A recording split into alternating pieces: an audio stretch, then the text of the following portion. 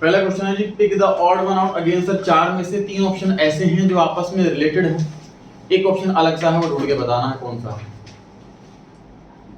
पहला Bharat heavy electronics limited, दूसरा oil and natural gas corporation, तीसरा आनंद मिल्क यूनियन लिमिटेड और चौथा है जी gas authority of India.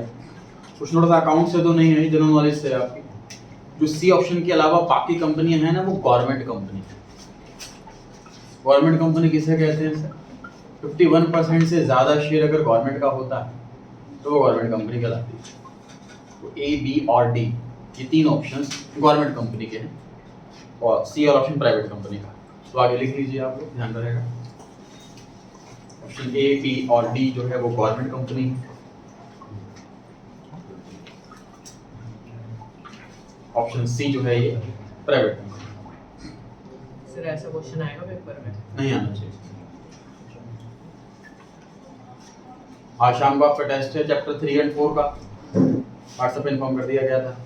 15-15 minute के 4 टेस्ट हैं, 9 बजे स्टार्ट होगा, 10 बजे खत्म होंगे चारों टेस्ट। चैप्टर जैसे खत्म होता रहेगा इसमें से आपके चैप्टर वाइज टेस्ट अपलोड कर दिए जाएंगे ऐप पर। और 24 तारीख को संडे को 12 बजे आपका पूरे टर्म 1 का टेस्ट, संडे दोपहर 12 से 3 घंटे के लिए आपको आना है।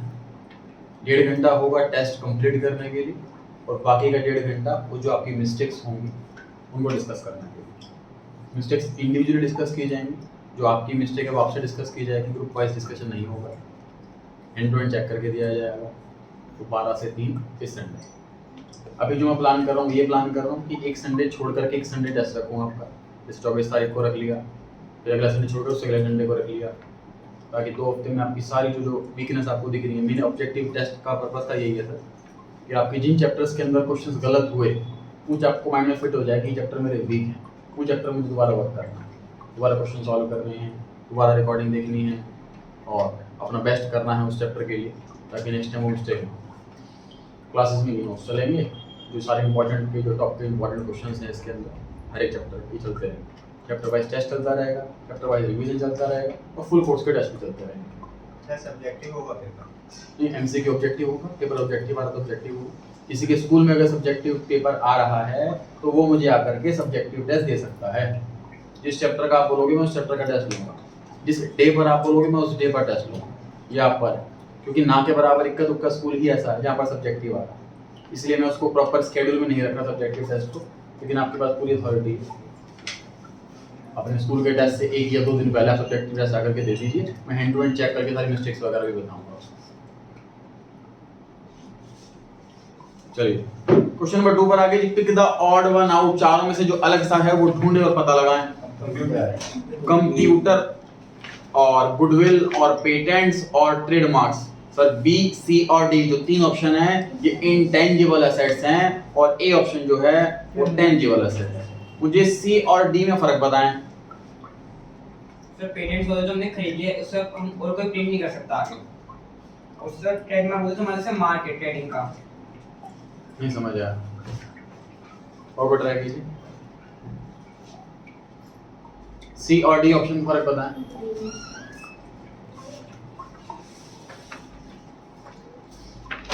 आप लोगों को नहीं पता तो पूछते क्यों नहीं नालायक हो?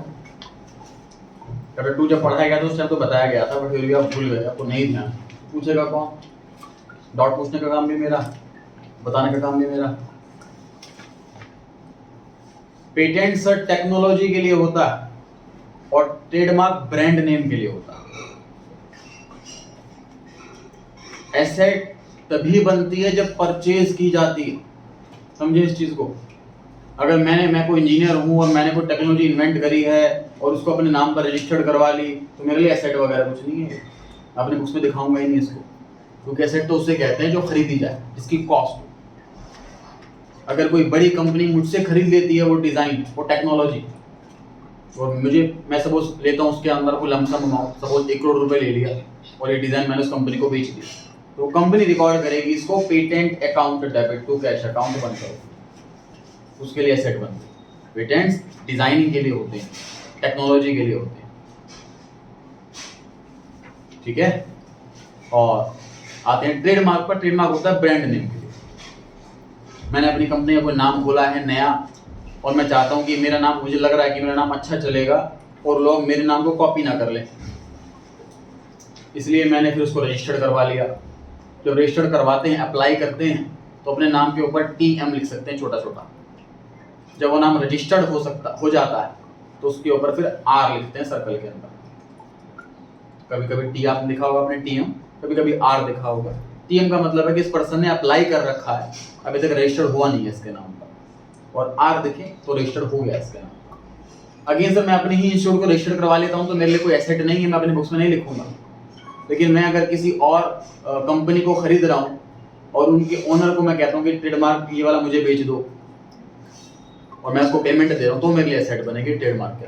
हर एक एसेट के लिए कॉस्ट होनी जरूरी है। ये जो ट्रेडमार्क पेटेंट है खुद की एसेट है तो उसके लिए कॉस्ट ही नहीं होती कुछ, इसलिए वो रिकॉर्ड ही नहीं होता। परचेज कर रहे हैं अगर कोई बड़ी कंपनी छोटी कंपनी का ट्रेडमार्क या छोटी कंपनी का पेटेंट, तो उस बड़ी कंपनी के लिए कॉस्ट है तभी रिकॉर्ड करती है। ठीक है। टार्जन मूवी के अंदर जो अजय देवगन है उसने टेक्नोलॉजी बनाई थी, कार बनाई थी स्पीड में, जो काफी स्पीड में चलेगी और काफी अच्छा डिजाइन है और कम एवरेज ज्यादा देगी, तो अपने पेटेंट को वो रजिस्टर कर लेता है अपने नाम पर और वो सेल कर रहा होता है कंपनी में। तो कंपनी में वो इस तरीके से जाता है कि कंपनी में कार पे मेरा नाम होना चाहिए, DC कुछ नाम था, और प्लस मुझे लंप सम अमाउंट नहीं चाहिए कि 2-4 करोड़ रुपए दे दो मुझे और आपका हो गया है। कह रहा मुझे रॉयल्टी चाहिए। रॉयल्टी का मतलब जितनी भी कार बिकेगी पर कार में इतना अमाउंट लूंगा, दैट इज रॉयल्टी। तो वो पेटेंट था। पेटेंट मूवी 3 इडियट मूवी के अंदर 400 पेटेंट्स मिस्टर फुनसुक वांगडू। तो जो दूसरा पर्सन था वो जो अमेरिका से आया था, उसके फुनसुक वांगडू से मीटिंग करने के लिए, वो इसीलिए आया था। चतुर हाँ जी साइलेंसर आया था, वो इसीलिए बात करना है था। उसकी कंपनी ने भेजा था कि हमें इसका पेटेंट परचेज करना है ताकि इसकी टेक्नोलॉजी से हम वो मशीनरी बनाएं और बेचें। तो उस कंपनी के लिए अगर वो खरीद लेता, मीटिंग हो जाती, तो उस कंपनी के लिए वो एसेट बन जाती पेटेंट के नाम से। क्लियर हो गई जी बात? ऑप्शन नंबर ए टेंजिबल है, बाकी इंटेंजिबल है, इसलिए ऑप्शन आंसर सही है। क्वेश्चन 3 पर आ गए। Consider the following statements with respect to rules of debit and credit. Debit credit के रूल्स सर मॉडर्न के हिसाब से अलग हैं, ट्रेडिशनल के हिसाब से अलग है। सबसे पहले पढ़ा था जी हमने मॉडर्न क्लासिफिकेशन। इसके हिसाब से अकाउंट 5 टाइप के होते हैं, एसेट, लायबिलिटी, कैपिटल। कोई सीक्वेंस नहीं, जो मर्जी पहले बोल दो, लेकिन एक्सपेंसेस। इसके अंदर इंक्रीज हो तो डेबिट और डिक्रीज हो तो क्रेडिट। सेम रूल एक्सपेंस में, इंक्रीज हो तो डेबिट और डिक्रीज हो तो क्रेडिट। और बाकी इन तीनों रूल में बिल्कुल अपोजिट है। डेबिट तब करेंगे जब डिक्रीज होगा और क्रेडिट तब करेंगे जब इंक्रीज होगा। इधर मॉडर्न क्लासिफिकेशन, इसके हिसाब से भी हमें डेबिट क्रेडिट के रूल्स पता होने चाहिए। अदरवाइज ट्रेडिशनल क्लासिफिकेशन, इसके हिसाब से अकाउंट्स कितने टाइप के होते हैं सर? नॉमिनल 3 टाइप के होते हैं, पर्सनल, कहीं कोई सीक्वेंस नहीं है, जो मर्जी पहले बोल दो, जो मर्जी पहले लिख दो। इसमें रूल क्या है सर डेबिट क्रेडिट का? Debit the receiver, credit the giver, और क्रेडिट द गिवर। इसका क्या रूल है सर? जो आए तो डेबिट, जो goes out, credit what goes out, जो जाए तो क्रेडिट।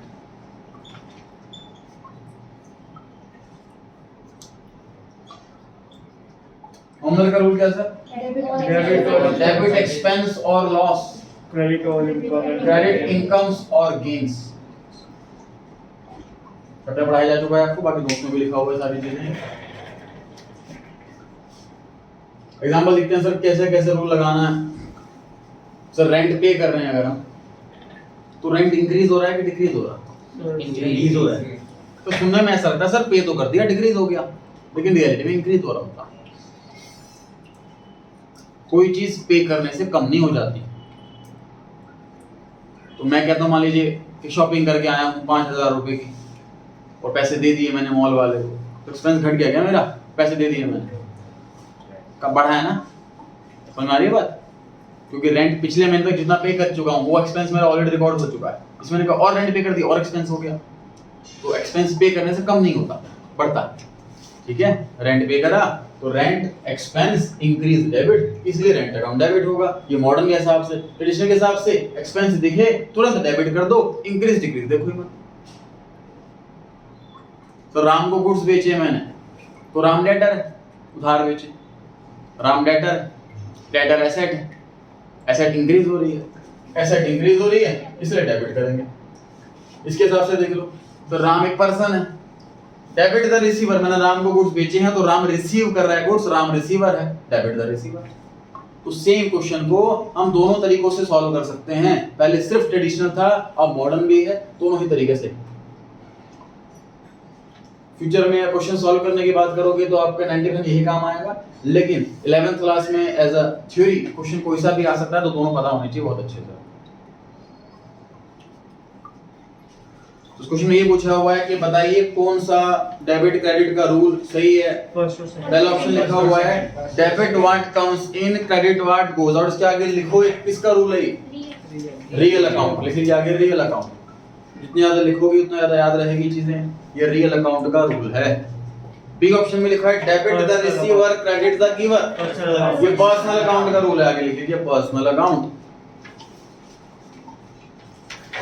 सी ऑप्शन में लिखा है debit all income credit all expense, गलत लिखी है, बात ऐसा कुछ भी नहीं होता, तो थर्ड वाला गलत है, फर्स्ट और सेकंड सही है, तो ए ऑप्शन आंसर आ गया था।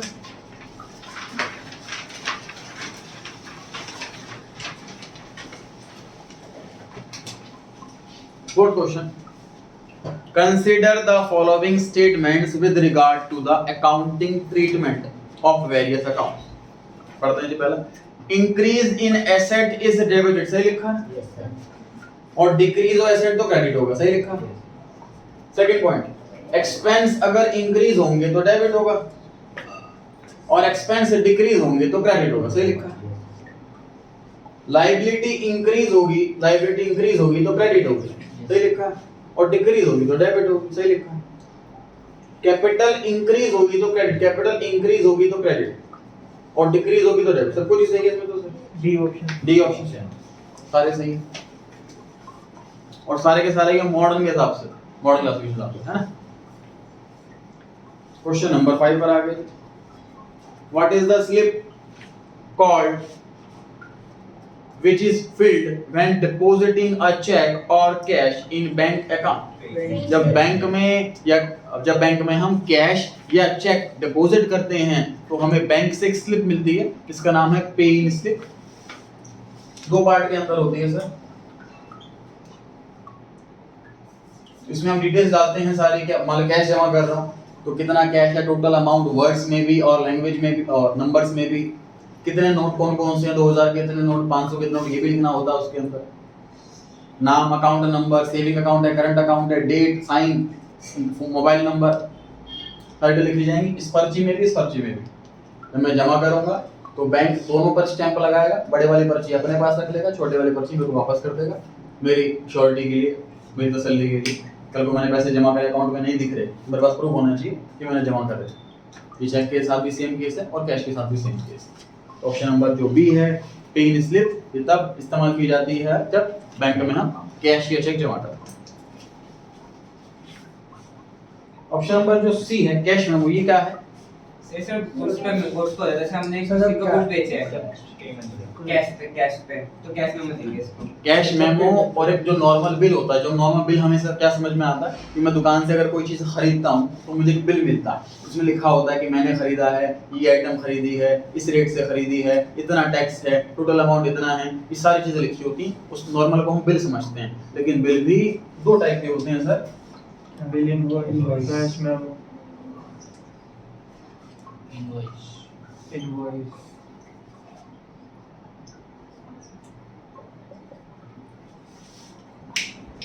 कैश मेमो और इनवॉइस, इनवॉइस का दूसरा नाम बिल है।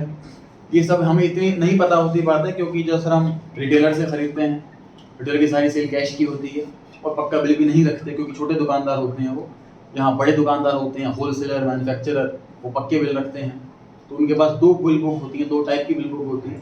एक का नाम होता है कैश मेमो और एक का नाम होता है इनवॉइस या बिल। इनवॉइस या बिल बोलो एक ही बात है। तो अगर हम पेमेंट हैंड टू हैंड कर देते हैं तो हमें कैश मेमो मिलता है, और अगर हम उधार में खरीदते हैं तो हमें इनवॉइस मिलता है। तो हमारा जो कैश मेमो है ये हमारी कैश परचेज और कैश सेल, इन दोनों का ही डॉक्यूमेंट्री एविडेंस है। अगर हमने सामान बेचा है कैश में तो हमने खुद काटा होगा, इशू करा होगा कैश मेमो। अगर हमने सामान खरीदा है कैश में तो हमें कैश मेमो मिला होगा सामने वाले से। तो दो टाइप के कैश मेमो होंगे हर कंपनी में। एक तो कैश मेमो हमने खुद इशू करा, हमारा खुद के नाम का प्रिंट करा हुआ है ना, और खुद एक जो हमें सप्लायर से मिलता है। ठीक बात है। इसी तरीके से इनवॉइस या फिर ये प्रूफ है, डॉक्यूमेंट्री एविडेंस है, दो चीज होगा, क्रेडिट परचेज और क्रेडिट सेल। मतलब हमारे प्रोप्राइटर ने सामान जब खरीदा उधार तो उसको मिला होगा इनवॉइस। हमारे प्रोप्राइटर ने जब सामान बेचा उधार उसने खुद ही इनवॉइस या बिल काट करके दिया। तो दो टाइप के इनवॉइस होंगे, हमारे खुद की कंपनी का प्रिंट होंगे, दूसरा जो हमें सप्लायर से मिलेगा। ठीक है जी। ट्रांसफर वाउचर क्या होता है? ये फर्स्ट चैप्टर जब स्टार्ट में तो पढ़ेंगे, ज़्यादा लंबा बहुत देर चले जाएगा। इसमें था कैश मेमो से बता दें। क्वेश्चन नंबर 6 पर आ गए जी। What are the documents called which provide evidence of the transaction. तो जो सोर्स डॉक्यूमेंट है वो एविडेंस होता है। वाउचर एविडेंस क्यों नहीं होता सर? वाउचर हम खुद बनाते हैं। हाँ जी, सही वाउचर अकाउंटेंट खुद बनाता है। बिल्कुल सही सर। सर वाउचर क्या होता है, देखो उसमें कॉन्सेप्ट क्या है, बस रिवाइज कराते हैं। चैप्टर नंबर 7 में क्या पढ़ा था हम?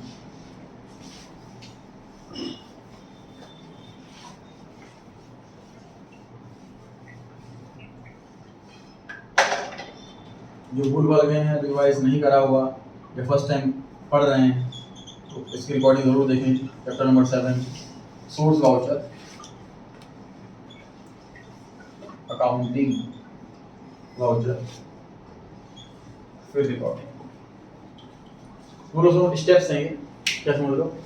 सर मैं अकाउंटेंट हूँ, मान लीजिए मैं मैनुअल अकाउंटिंग कर रहा हूँ तो रजिस्टर में लिखूंगा, कंप्यूटराइज्ड अकाउंटिंग कर रहा हूँ तो कंप्यूटर में लिखूंगा। लेकिन कंप्यूटर में कोई भी एंट्री या रजिस्टर में कोई भी एंट्री करने से पहले, कोई भी डेबिट क्रेडिट करने से पहले दो स्टेप हैं। पहला स्टेप सोर्स डॉक्यूमेंट। ये क्या चीज़ है कि अकाउंटेंट सर अपनी मर्जी से या बॉस के कहने पर कोई भी परचेज सेल या कोई खर्चा रिकॉर्ड नहीं करे। अपने पास हर एक टाइप का डॉक्यूमेंट या एविडेंस इकट्ठा करना जरूरी है। तो जैसे जो बिल मिलेगा, सामान बेचा होगा या खरीदा होगा, पैसे कहीं से आए तो रिसीट मिली होगी, पैसे बैंक में जमा करे तो पेइंग स्लिप होगी, ये सब जो सबूत हैं, हर एक डॉक्यूमेंट, हर एक एंट्री के जो प्रूफ हैं, इन्हें कहते हैं सोर्स डॉक्यूमेंट। ये सोर्स डॉक्यूमेंट अकाउंटेंट खुद नहीं बनाता, ये उसको अवेलेबल कराए जाते हैं। अकाउंटेंट उस समय एंट्रीज वगैरह करूँ तो मेरा काम नहीं कि दुकान पर बैठ करके मैं बिल काटूंगा या मैं बैंक में पैसे जमा करने जाऊँगा, उसका अलग पर्सन होगा। जो अकाउंटिंग कर रहा है, जो एंट्रीज कर रहा है, उसको ये वाली चीज़ें दी जाएंगी खुद। अब बिल को देख करके तुरंत वो कंप्यूटर के अंदर एंट्री नहीं कर देगा, पहले अपनी खुद की एक पर्ची बनाएगा, उसको बोलते हैं ये अकाउंटिंग वाउचर। जो अकाउंटेंट खुद अपनी एक पर्ची बनाता है अपनी डबल रिकॉर्डिंग के लिए, डबल श्योरिटी के लिए। सीधा कंप्यूटर में एंट्री कर दी, ध्यान नहीं रहा कि क्या हो गई, गलती हो गई नहीं हो गई। तो एक रूट, लंबा रूट लेने का पर्पस सिर्फ यही है ताकि मिस्टेक हो तो तुरंत मिल जाए। तो अपनी खुद पर्ची बनाता है अकाउंटेंट, उसे अकाउंटिंग वाउचर कहते हैं। उसके बाद सीधा रिकॉर्डिंग कर लेता है वो, चाहे मैनुअल अकाउंटिंग करे रजिस्टर में या कंप्यूटराइज्ड अकाउंटिंग करे कंप्यूटर में। इस क्वेश्चन में क्या पूछा हुआ था सर कि एविडेंस क्या है? तो एविडेंस तो सोर्स डॉक्यूमेंट है, क्योंकि ये तो उसके हाथ में जो मर्जी बना दे, जैसे मर्जी बना दे। ठीक है, ये प्रूफ है। 7th question, which of the following is a written evidence of a transaction that has taken place? Invoice. तो लिखित सबूत sir, option number A cash voucher, option number B invoice, option number C voucher, option number D transfer voucher. तो मतलब voucher C option में तो सारे ही आ गए, option C के अंदर सारे ही आ गए, सारे ही डॉक्यूमेंट रिटर्न है। कोई ओरल, कोई वाउचर इसमें ओरल नहीं बनता, सब रिटर्न नहीं बनता। 8th question, which of the following is not a classification of supporting voucher? Supporting voucher की क्लासिफिकेशन नहीं है। कौन सा सपोर्टिंग वाउचर नहीं है sir? Cash memo, bill, debit note, cash voucher. Source voucher को सर सपोर्टिंग वाउचर भी कहते हैं। इसी के अंदर है कैश मेमो, इसी के अंदर है इनवॉइस। इसके अंदर कितने हैं?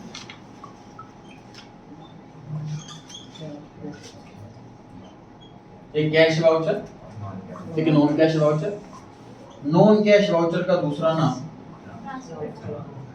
Transfer voucher. और ध्यान है, डेबिट वाउचर, क्रेडिट वाउचर। ये कब मिलता है? जब पैसे देते हैं कि लेते हैं? जो देते हैं। पेमेंट करते हैं। रिसीव। दोनों कैसे बताएगा? वो छोटी सी चीज है सर, आइटम्स ज्यादा आ जाती है ना जब एक ही टॉपिक के अंदर, नाम नए नए आ जाते हैं एक ही टॉपिक के अंदर, तो ध्यान रखना बड़ा मुश्किल हो जाता है कि किस नाम में क्या कॉन्सेप्ट था या किस नाम में क्या कॉन्सेप्ट था। तो कोशिश करें समझने की, मैं कोशिश कर रहा हूँ समझाने की। सर ये तो हमारे हाथ में है नहीं, अकाउंटेंट के हाथ में। ये तो कागज हमें ला करके दिए जाएंगे, चाहे बिल हो, चाहे कैश मेमो हो, चाहे पेन स्लिप हो, चाहे चेक हो, चाहे रिसीट हो, कोई भी प्रूफ हो, कोई भी डॉक्यूमेंट हो, ये हमें ला करके दिया जाएगा। तो इस पे हमें कुछ काम नहीं करना, हमारा काम तो इस पे करना। तो सर हमारा काम देखो क्या है, जब हमें पर्चियां छपवानी है तो हम सारी पर्चियां एक टाइप की नहीं छपवाते, हम पर्चियां छपवा रहे हैं 3 टाइप की। देखिए कैसे,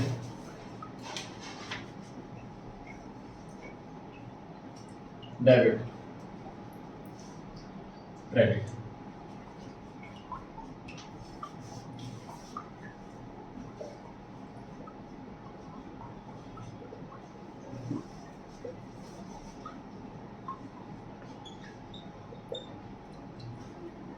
फॉर एग्जाम्पल सर हमें एक इनवॉइस दिया गया, उसके हिसाब से हमने राम को सामान बेचा है उधार। उस वाउचर को हमें दे दिया गया, हमें खुद समझना है कि अच्छा सेल हुई है, राम को हुई है, इतने अमाउंट की हुई है। तो हमारे माइंड में क्लिक करना चाहिए कि डेबिट करना है राम और क्रेडिट करना है सेल्स। सर हमें कैश मेमो दिया गया जिससे पता लगा कि हमने परचेज किया है शाम से, हमने गुड्स परचेज करे हैं शाम से।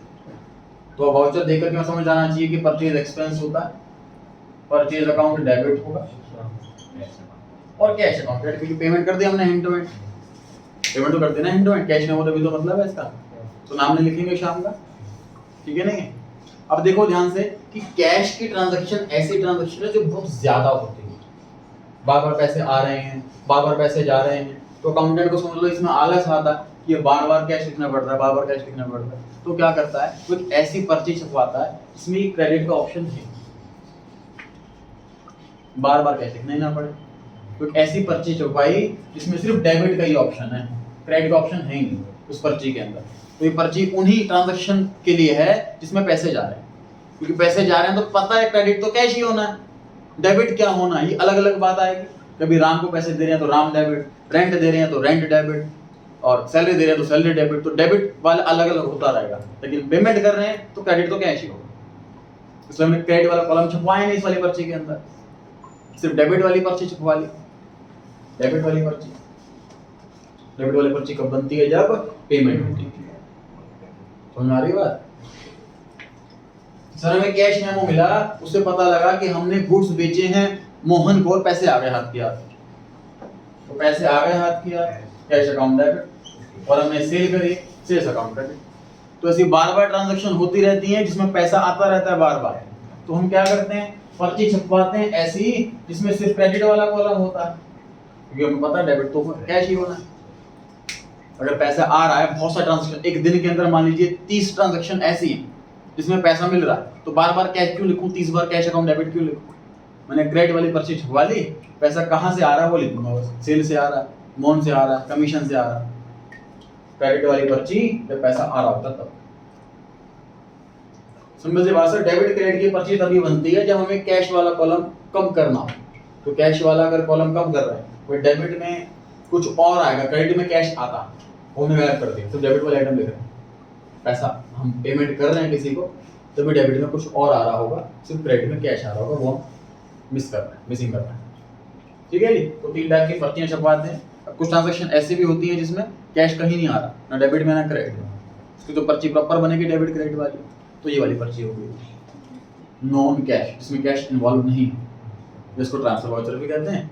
ये की टाइप की पर्ची है जिसमें डेबिट क्रेडिट दोनों लिखा जाता है, ठीक है जी। तो अकाउंटेंट एक्चुअल में 3 टाइप की पर्चियां छपवाता है, एक डेबिट क्रेडिट दोनों लिखा हो पर्ची के अंदर, एक ऐसी पर्ची जिसमें सिर्फ डेबिट लिखा हो, और एक ऐसी पर्ची जिसमें सिर्फ क्रेडिट लिखा हो। सिर्फ डेबिट वाली में पेमेंट लिखेगा, सिर्फ क्रेडिट वाली में रिसीट लिखेगा, और डेबिट क्रेडिट वाले में वो ट्रांजैक्शन जिसमें कैश है ही नहीं, ठीक है जी। उसे ट्रांसफर वाउचर कहते हैं।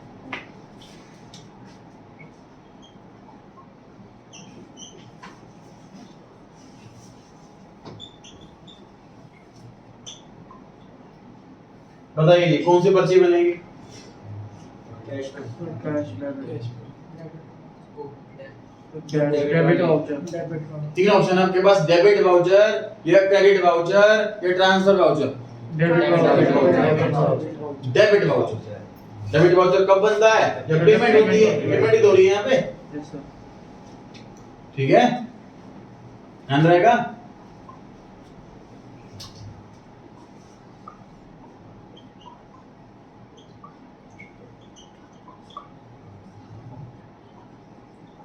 Credit voucher. Commission received, credit voucher. Sir commission receive question में ऐसा लिखा हुआ है, सामने वाले को ना कागज पे कमीशन लिख के दे दिया होगा, पैसे दिए होंगे, मतलब कैश ही रिसीव हो रहा है, जब पैसे आते हैं तो हम क्रेडिट वाउचर बनाते हैं, क्योंकि डेबिट में तो कैश ही आ रहा है, पता ही है, तो क्यों लिखना बार-बार डेबिट कैश डेबिट कैश, तो क्रेडिट में लिखेंगे। सर अगर उसने ऑनलाइन कमीशन ट्रांसफर करी हो तो अकाउंट में डाल दियो मैंने। अब इसमें ना देखो हमारे पास ऑप्शन पे है कि हमें जो डेबिट कार्ड वाउचर बना रहे हैं उसके अंदर हमें कैश के साथ बैंक भी ज्वाइन करना है कि नहीं करना, और ट्रांजैक्शन ज्यादा बैंक की होती है तो कैश और बैंक दोनों ज्वाइन कर सकते हैं।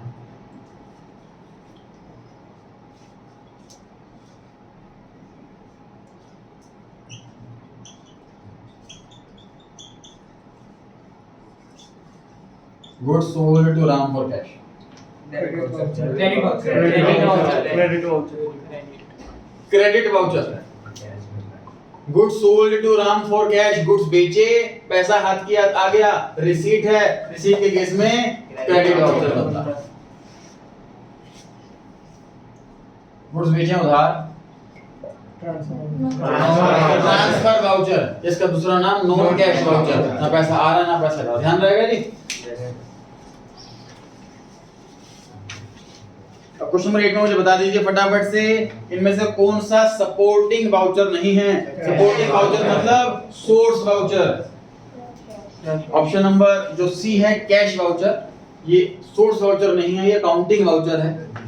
डी ऑप्शन है, तो इसलिए डी ऑप्शन आंसर आ गया, ठीक है। 9 पर आ गए ये कौन सा वाउचर ऐसा है जो कि एक सिंपल ट्रांजैक्शन के लिए बनाया जाता है, मतलब non cash. Cash voucher which is prepared for a simple transaction, तो ट्रांसफर वाउचर, सिंपल वाउचर से ट्रांसफर वाउचर, क्योंकि इसके अंदर कैटेगरी है ना, मतलब सिंपल ये है, ये सिंपल नहीं, इसके अंदर बना रखे हमने कैटेगरी, पैसा आ रहा है तो अलग, जा रहा है तो अलग, ये वाला सिंपल ट्रांजैक्शन, एक डेबिट है credit. Transaction voucher. 10th question पर आ गए। एसेट्स इक्वल्स टू फॉर्मूला बताइए फटाफट से। Capital plus liability. Capital plus liability, A option सही है। Yes sir. और सी ऑप्शन क्या कह रहा है? सर सी में इंटरनल लायबिलिटी और कैपिटल। अंडरलाइन कर लें सी ऑप्शन में इंटरनल लायबिलिटी, वहां लिख लें कैपिटल। ऑप्शन सी में अंडरलाइन कर लीजिए इंटरनल लायबिलिटीज और वहां लिख लीजिए कैपिटल। इंटरनल लायबिलिटी बोलो या कैपिटल बोलो, एक ही बात। ऑप्शन बी में लिखा है जो ऑल लायबिलिटी, तो ऑल के अंदर इंटरनेशनल दोनों आ गए, तो इसलिए ऑल ऑफ दिस आंसर आ गया जी। D option. एग्जाम में काफी बच्चे ए ऑप्शन टिक करके आ सकते हैं गलती से, ध्यान रखना है इसका। इंटरनल लायबिलिटी मतलब कैपिटल, एक्सटर्नल लायबिलिटी मतलब नॉर्मल लायबिलिटी, तो ये भी सी आंसर है। बी में ऑल का मतलब इंटरनल एक्सटर्नल दोनों आ गए, तो ये भी सही आंसर, इसलिए ऑल ऑफ दिस। 11 पर आ गए sir, which of the following is an essential of an accounting voucher. कौन सा जरूरी है सर? सीरियल नंबर डालना या डेट डालना, दोनों ही जरूरी है सर। दोनों में ही गड़बड़ हो जाएगी तो पता लग जाएगी मिस्टेक, ये चीज चेक करनी होती है हमें। 12 पर आ गए जो सबसे अलग सा अनोखा सा बताना। जर्नल, लेजर, ट्रायल बैलेंस और कैश। देखिए जर्नल का सब्सिडरी है कैश बुक, हेल्पिंग बुक कहते हैं इनको, कि जर्नल वाले की हेल्प कर रहा है, कि जर्नल वाले के पास काम बहुत ज्यादा बढ़ गया, बर्डन आ गया है, तो उसको उसकी हेल्प के लिए एक और अकाउंटेंट रखा गया है और उसका काम डाइवर्ट किया जा रहा है, थोड़ा सा कैश वाला काम डाइवर्ट किया जा रहा है कैश बुक वाले के पास, तो जर्नल और कैश बुक के साथ साथ चल रहा है। उसका अगला स्टेप है जस्ट लेजर, तो कैश बुक से बाद हम लेजर में लिखेंगे। ट्रायल बैलेंस हम सिर्फ अरिथमेटिकल एक्यूरेसी चेक करने के लिए बनाते हैं, हमारे अकाउंट्स का पार्ट नहीं होता, जो प्रोसेस उसका पार्ट नहीं होता, इसलिए ट्रायल बैलेंस आंसर। 13 पर आ गई है, consider the following statements with respect to the functions of journal. तो जर्नल के फंक्शन के बारे में बातें करनी है सर। पहला, ट्रांजैक्शन को पहले एनालाइज करेंगे, मतलब पढ़ करके समझेंगे according to the debit and credit aspect, कौन सा डेबिट करना है कौन सा क्रेडिट करना, thereby finding out how each transaction will financially affect the business, क्या क्या इफेक्ट पड़ेगा ये सोचने के बाद फिर रिकॉर्डिंग करना है। ये फंक्शन है जर्नल का, बिल्कुल सही लिखा है। Second, transactions are recorded with a brief narration that explains the transaction in simple language. कोई भी एंट्री करते हैं जर्नल के अंदर, नरेशन में एक्सप्लेन करते हैं कि हमने एंट्री में क्या करा क्यों करा, सही लिखा। Third, it contains chronological record of transactions for past reference, ये पास्ट वर्ड ने गलत कर दिया, फॉर फ्यूचर रेफरेंस। आप कोई चीज लिख रहे हो तो इसलिए लिख रहे हो कि फ्यूचर में कोई रेफरेंस लेनी पड़े, आपको ध्यान करना पड़े, चेक करना पड़े तो आप कर सकते हो। आप इसलिए नहीं लिख रहे आज के, पास्ट का कोई चीज रेफरेंस करनी है, हमारी बात तो फ्यूचर रेफरेंस के लिए होता है, पास्ट रेफरेंस के लिए नहीं होता। थर्ड पॉइंट में ये बात तो सही लिखी है कि क्रोनोलॉजिकल रिकॉर्ड होता है कि जो ट्रांजैक्शन पहले हैपन होगी उससे पहले रिकॉर्ड करेंगे, टाइम के हिसाब से रिकॉर्डिंग करेंगे, ये बात तो सही लिखी है, लेकिन पास्ट रेफरेंस इसने गलत करा दिया थर्ड को, तो फर्स्ट और सेकंड ही सही हैं, तो ए ऑप्शन आंसर है। 14 पर आ गए जी हम, consider the following statements with regard to the advantages of journal. पहले फंक्शंस की बात कर रहे थे जर्नल के, अब एडवांटेजेस की, फायदे की बात करने, तारीफ करनी जर्नल की। इसमें पहला point, information about business transactions can be easily obtained on timely basis as transactions are recorded in a chronological order। सही लिखा है ये बात, हम टाइम बेस के हिसाब से इजीली ट्रैक कर सकते हैं कब एंट्री कब करें। Second, with the help of the narration that is mandatory for every transaction it is possible to understand the correct nature of the entry। Narration से हम समझा सकते हैं कि हमने क्या करा था, क्या सामान बेचा था, किसको बेचा था, कैसे करा था, सब लिख सकते हैं। जैसे मान लीजिए हमने गुड्स बेचे राम को कैश में, तो एंट्री के अंदर तो राम नाम आएगा ही नहीं, लेकिन हम लिखना चाह रहे हैं नरेशन में कि भाई किसको बेचा पता होना चाहिए, तो वहां लिख देंगे हम राम को बेचा था, एक्सप्लेनेशन के लिए, इजी सिंपल लैंग्वेज के लिए, सही लिखा है। Third point, chances of errors are minimised as both debit and credit aspects are recorded. Double entry का कांसेप्ट इसीलिए बना हुआ है सर, एक चीज को जब हम दो बार लिखेंगे, डेबिट में अलग क्रेडिट में अलग। छोटा दुकानदार क्या होता है देखिए, कि हमने राम को सामान बेचा तो एक रजिस्टर में लिख देता है राम से 2000 रुपए लेने, इतना लिख देता है बस। क्रॉस चेक कैसे होगा, जब हम राम अलग रिकॉर्ड करें, सेल्स अलग रिकॉर्ड करें, साल के एंड में तब टैली करें, डेबिट क्रेडिट को मैच नहीं कर तो पता लग जाएगी मिस्टेक, क्रॉस चेक तभी होता, तो चांसेस कम हो जाते हैं गलतियों की, ये बात सही है। Fourth point, they form the basis for posting entries into ledger. Journal के बेस पर ही हम लेजर में पोस्टिंग करते हैं, तो सारी बातें सही लिखी है सर इसमें। तो लास्ट वाला ऑप्शन हो गया sir, D option. Next, Ram sold goods to Rahim on credit for 10,000 rupees. तो राम ने गुड्स बेचे हैं सर, राम सेलर है, रहीम बायर है। मुझे बताइए राम, अगर वाउचर की बात करूं तो राम कौन सा वाउचर देगा रहीम को? Ram buyer, invoice. ये वाले वाउचर है, ये तो अकाउंटेंट बनाता है, यस सर। ये दुकानदार थोड़ी बनाता है। दुकानदारों को क्या पता डेबिट क्रेडिट क्या होता है, ठीक है? दुकानदार जो देगा वो ये वाले वाउचर देगा, bill, cash memo, cheque, receipt, ये सब देगा दुकानदार। तो राम सामान बेच रहा है तो दुकानदार है, जब वो बेचेगा तो वो बिल या कैश मेमो में से एक चीज देगा, क्योंकि उसने उधार बेचा है इसलिए वो इनवॉइस देगा। बेचा होता कैश में तो वो कैश मेमो देगा। समझ में आ रही है बात? अब मुझे बताइए इस ट्रांजैक्शन के बाद जो मिस्टर राम का अकाउंटेंट होगा वो कौन सा वाउचर बनाएगा? वो बनाएगा ट्रांसफर और नॉन कैश ट्रांजैक्शन। अब समझ पा रहे हो, लिंक कर पा रहे हैं आप यस सर। कि पहले वाउचर कौन सा बना, क्यों बना, उसके बाद कौन सा वाउचर बना, क्यों बना, कौन सा वाउचर कौन बना रहा है। कोई राम ओनर है या तो वो खुद दुकान पर बैठा होगा बिल काट रहा होगा तो राम खुद बनाएगा ये वाला वाउचर इनवॉइस, या उसने कोई एम्प्लॉय रखा हुआ होगा बिल काटने के लिए तो वो बनाएगा। ठीक, अकाउंटेंट का काम ये वाला वाउचर बनाना है। The journal entry for the above transaction in the books of Ram। अब राम के अकाउंटेंट हैं तो बताइए कौन सी एंट्री पास करेंगे?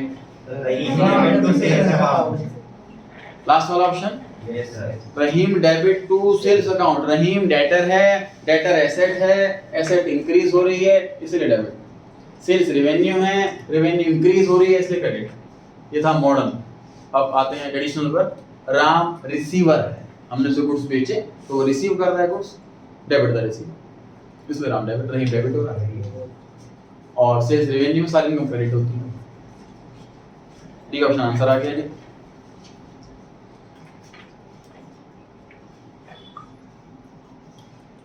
सिक्सटीन पर आ गया जी। ऋषितेश paid 15,000 rupees as rent to his landlord John. What journal entry will be passed for the above transaction, assuming that the land is being used for the business purpose? Rent पे कर रहे हैं sir तो rent account debit होगा, rent expense increase debit, cash account credit होगा to cash account. Last वाला option ठीक है जी। और जोन की यहाँ एंट्री क्या होगी, कौन सा ऑप्शन बताओ? Cash account debit to rent account. C वाला ऑप्शन कैश टू रेंट, ये जोन की एंट्री होगी। तो ऑप्शन नंबर सी में लिख लीजिए जोन, और ऑप्शन नंबर डी में ऋषितेश।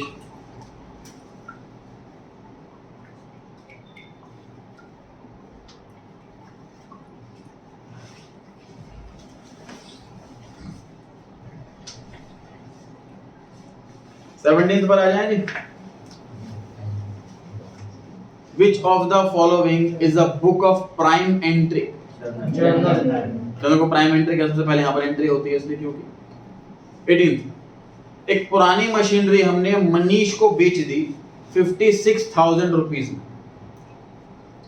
तो इसे कहाँ रिकॉर्ड करेंगे? Journal proper. देखिए ऑप्शन नंबर ए लिखा हुआ है सेल्स बुक। सेल बुक में लिख लीजिए कंडीशन क्या क्या होती हैं। गुड्स पहली कंडीशन, उधार दूसरी कंडीशन। सेल्स तो आपको पता ही है सेल होगी तब सेल बुक में लिखते हैं, तो दो कंडीशन होनी चाहिए तभी सेल बुक में लिखा जाता है। गुड्स की सेल हो और उधार में सेल हो, ये दो चीजें पूरी होंगी तभी सेल बुक में लिखा जाएगा। Option number B cash book, sir नाम बता रहा है कि अगर कोई भी ट्रांजैक्शन के अंदर कैश आ रहा है तो वो कैश बुक में लिखा जाएगा। Option number C journal proper. Journal proper है बचा हुआ जगह, जिसके लिए कोई स्पेशल बुक नहीं है तो बची हुई ट्रांजैक्शन रिकॉर्ड की जाती है जर्नल प्रॉपर। तो हमने पुरानी मशीनरी बेची है सर मनीष को 56,000 रुपए में।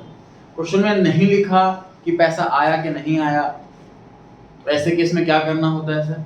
क्योंकि हम जनरली अकाउंटेंट होते हैं मैन्युफैक्चरर या होलसेलर के, तो हम ये प्रिज्यूम करते हैं कि जो हमने ट्रांजैक्शन किया वो उधार में की, नाम भी मेंशन है तो हमने ट्रांजैक्शन उधार में करी है। उधार है ये वाली कंडीशन तो पूरी हो रही है सर, लेकिन गुड्स बेचे, गुड्स नहीं बेचे, मशीनरी बेची, इसलिए वाली कंडीशन पूरी नहीं हो रही, इसलिए सेल बुक में नहीं आएगा।